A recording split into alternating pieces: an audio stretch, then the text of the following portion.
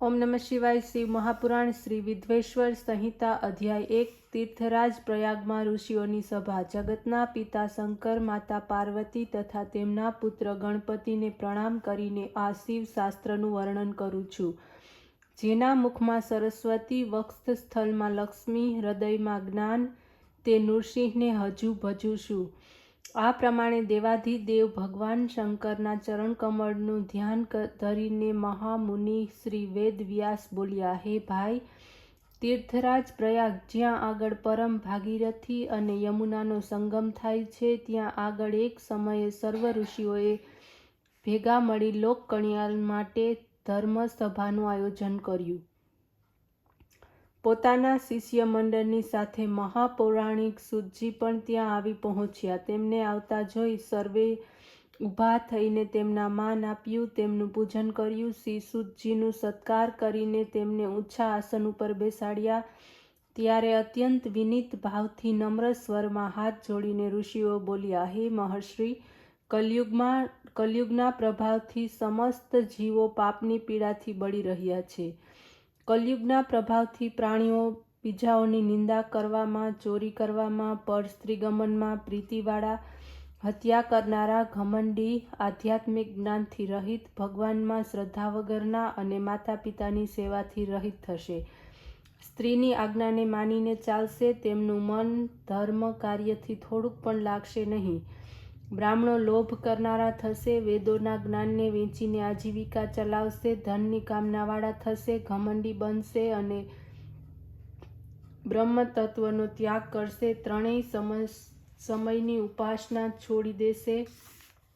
બ્રહ્મ જ્ઞાન વગરના તેઓ દયાનો ત્યાગ કરનારા થશે। તેઓ વ્રતનો ત્યાગ કરીને ક્રૂર દુષ્ટ સ્વભાવને ધારણ કરીને ખેતી કરવા લાગશે। આ કલિયુગના પ્રભાવથી અન્ય વર્ણના પણ પોતાની મર્યાદાનો ત્યાગ કરશે। ક્ષત્રિયો પણ પોતાના કર્મથી વિમુખ થઈ જશે, પાપનો આશ્રય કરશે, કુસંગવાળા થશે। તેઓ કાયર, ધર્મનો દ્રોહ કરનારા, ક્રૂર દુષ્ટ પ્રવૃત્તિ આચરણ કરનારા, ઇન્દ્રિયોનો દાસ થશે। સ્વાભિમાન વગરના તેઓ પરતંત્રતાને જ સુખ ગણશે। ભોગોમાં લપેટાયેલા તેઓ દરેક વખતે સ્ત્રીઓથી ઘેરાયેલા રહેવાનું ઉચિત ગણશે। માંસ, મદિરા, વિલાસમાં જ તેઓ સમય નષ્ટ થશે। વેશ્યાઓના ઈશારે નાચવામાં તેમને પ્રસન્નતા મળશે। ગાય બ્રાહ્મણની સેવામાંથી વિરક્તિ પ્રાપ્ત કરશે। શરણે આવેલને સાથે વિશ્વાસઘાત આચરશે। પ્રજાના સુખ દુઃખની ચિંતા કર્યા વગર પોતાના કોષને ભરનારા તથા રક્ષણના બદલે ભક્ષણ કરશે। ત્રીજા વર્ણવાળા વૈશ્યો પણ પોતાના કર્મોથી વિમુખ બની ધર્મનો ત્યાગ કરશે।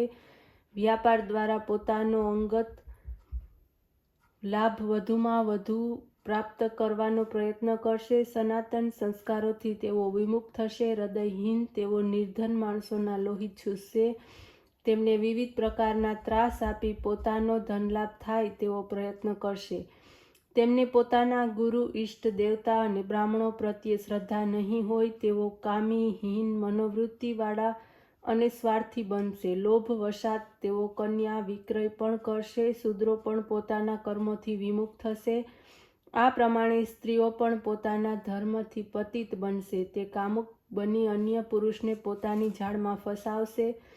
પતિથી કલહ કરનારી અને મિત્રને પ્રેમ કરનારી થશે। તેને માતા પિતા, સાસુ સસરા વગેરેનો ભય નહીં હોય। તે અત્યંત વિલાસિની બની પાત્ર અપાત્ર, સમય અસમયનો વિચાર કર્યા વગર પોતાની કામ વાસનાને શાંત કરનારી થશે। પોતાના વિલાસને કારણે તે રોગી રહેશે। ગૃહસ્થી પ્રત્યે તેને કોઈ પણ પ્રકારનો મોહ નહીં હોય। હે સૂતજી, જ્યારે સમસ્ત સમાજ પાપમય હશે ત્યારે તેમનાથી ઉત્પન્ન સંતાનોનું શું ભવિષ્ય હશે? માતા પિતાનું આચરણ જોનાર તે સંતાનો ધર્મના આચરણ કેવી રીતે કરશે? ચારે બાજુ પાપ જ હશે ત્યારે ધર્મથી રક્ષા કેવી રીતે થશે? પાપાચારના વધેલા ભારને પૃથ્વી કેવી રીતે વેઠશે? ધર્મના ક્ષયને કારણે ગાય, દેવતા, ધર્મ અને બ્રાહ્મણની રક્ષા કેવી રીતે થશે? હે મુનિ, કલયુગના આ વધતા પ્રભાવને જોઈને અમો બધા વ્યગ્ર છીએ। લોક કલ્યાણ માટે યોગ્ય ઉપાય વિચારવા અમે અહીં સભાનું આયોજન કર્યું છે। આપ સમસ્ત ધર્મના જ્ઞાતા અને પરોપકારી છો, તેથી અમારી ઈચ્છા છે કે આપ અમોને એવો સરળ કોઈ ઉપાય બતાવો જેથી કલયુગમાં જીવ પાપોનો નાશ કરી પોતાના ધર્મનું રક્ષણ કરવા માટે સમર્થ બને.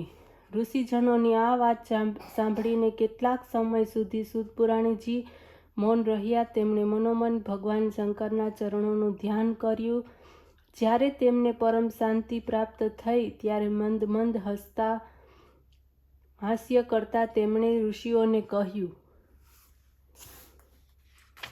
અધ્યાય 2 શિવ મહિમા અને શિવ મહાપુરાણનું વર્ણન. સૂત પુરાણીજી બોલ્યા, હે મુનિ શ્રેષ્ઠો, આપ લોકોએ સર્વલોકના કલ્યાણ માટે જે પ્રશ્ન કર્યો છે તે સાંભળીને મને જરૂર આનંદ થાય છે. કલયુગના પાપોનું મૂળ છે, તેથી કલયુગમાં પાપમય પ્રભાવથી બચવાનો ઉપાય જાણવો એ આવશ્યક છે. હે ઋષિઓ, કલયુગમાં ઉત્પન્ન થયેલા પાપોને નષ્ટ કરવા માટે જીવોએ ભગવાન શિવને ચરણે જવું જોઈએ. ભગવાન શિવ સર્વ દેવતાઓમાં શ્રેષ્ઠ અને મહાન ફળને આપનારા છે. શિવનો મહિમા જાણવાને માટે શિવ મહાપુરાણ સમસ્ત ગ્રંથોમાં શ્રેષ્ઠ મહાપુરાણ છે. આ મહાપુરાણમાં સમસ્ત વેદો અને શાસ્ત્રોનો સાર છે. મહામુનિ વેદવ્યાસજીએ આની રચના કરી છે. આ મહાપુરાણને સાંભળવાથી, વાંચવાથી જે કંઈ ફળ પ્રાપ્ત થાય છે તેનું વર્ણન કરવું અશક્ય છે. હું પોતાની બુદ્ધિ પ્રમાણે અતિ સૂક્ષ્મ રૂપમાં એનો મહાત્મ્ય વર્ણવું છું. આપ તે ધ્યાનપૂર્વક સાંભળો. મહામુનિ વ્યાસજી સ્વયં કહે છે કે આ મહાપુરાણ મહાન ફળને આપનારું છે. જે મનુષ્ય શિવ મહાપુરાણના 1-2 અધ્યાયોને સાંભળે છે તેમના બધા જ પાપો નાશ પામે છે. ભક્તિયુક્ત બનીને જે પાઠ કરે છે તેને મોક્ષ પ્રાપ્ત થાય છે. શિવ મહાપુરાણ અનુસાર કર્મ કરનાર અશ્વમેઘ યજ્ઞનું ફળ પ્રાપ્ત કરે છે. જેઓ શિવ મહાપુરાણની ભક્તિથી પૂજા કરીને પાઠ કરે છે તે સમસ્ત દેવતાઓના પૂજનનું ફળ પ્રાપ્ત કરે છે. ભગવાન શંકરે સમસ્ત ઉપનિષદોના સારનું મંથન કરી આ મહાપુરાણનું નિર્માણ કર્યું છે. આ શિવદત્ત અમૃતનું પાન કરીને પ્રાણી અમર પદને પ્રાપ્ત કરે છે. જે મનુષ્ય 1 મહિના સુધી આનો નિત્ય પાઠ કરે છે તે બ્રહ્મ હત્યા જેવા પાપોમાંથી મુક્તિ મેળવે છે. આ મહાપુરાણને પાઠ શિવ મંદિર અથવા બિલ્લી વૃક્ષની નીચે આવશે તો તેની સમસ્ત કામનાઓ પૂર્ણ થશે. જે પ્રાણી ચોથના દિવસે ઉપવાસ કરીને આનો પાઠ બિલ્લીના વૃક્ષની નીચે કરશે તો શિવની અનન્ય ભક્તિને પ્રાપ્ત કરશે અને દેવતત્વને મેળવશે. શિવ મહાપુરાણના શિવજીના દ્વારા આપવામાં આવેલું જ્ઞાન ધર્મ, અર્થ, કામ અને મોક્ષના સંબંધમાં છે તે પૂર્ણ વિવેચન પૂર્વક અહીં વર્ણવવામાં આવ્યું છે. આ મહાપુરાણમાં ભગવાન શંકરની બધી જ લીલાઓનું વિશદ વર્ણન છે. આ મહાપુરાણ પ્રાણીઓ માટે પરમ આદરણીય છે. શ્રદ્ધાની વસ્તુ છે. વેદ અને બ્રહ્માજીની તેમાં સંમતિ છે. સર્વપ્રથમ ભગવાન શિવે જ આ મહાપુરાણની રચના કરી છે. આ મહાપુરાણની 12 સંહિતા છે. તે ક્રમાનુસાર આ પ્રમાણે છે: 1 વિદ્વેશ્વર સંહિતા, 2 રુદ્ર સંહિતા, 3 વિનાયક સંહિતા, 4 ઉમા સંહિતા, 5 માતૃ સંહિતા, 6 એકાદશ રુદ્ર સંહિતા, 7 કૈલાસ સંહિતા, 8 શતરુદ્ર સંહિતા, 9 કોટિ રુદ્ર સંહિતા, 10 સહસ્ત્ર સંહિતા, 11 વાયવ્ય સંહિતા અને 12 ધર્મ સંહિતા. આ બધી જ સંહિતા મહાન પુણ્ય આપનારી છે. આ સંહિતામાં ભિન્ન ભિન્ન સંખ્યામાં શ્લોકો છે. વિદ્વેશ્વર, રુદ્ર અને વિનાયક સંહિતા એ પ્રત્યેક સંહિતાના 10,000 શ્લોક છે. ઉમા અને માતૃ બંને સંહિતામાં પ્રત્યેકમાં 8,000 શ્લોક છે. એકાદશ રુદ્ર સંહિતામાં 13,000 શ્લોક છે. કૈલાસ સંહિતામાં 6,000 શ્લોક છે. શતરુદ્ર સંહિતામાં 3,000 શ્લોક છે. કોટિરુદ્ર સંહિતામાં 9,000 શ્લોક છે. સહસ્ત્ર કોટિ સંહિતા 11,000 શ્લોક છે. વાયવ્ય સંહિતામાં 10,000 શ્લોક છે. ધર્મ સંહિતામાં 12,000 શ્લોક છે.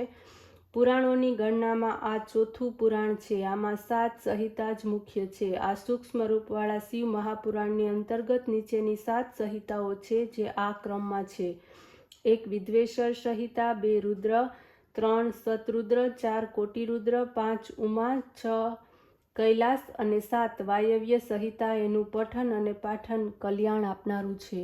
ઓમ નમઃ શિવાય.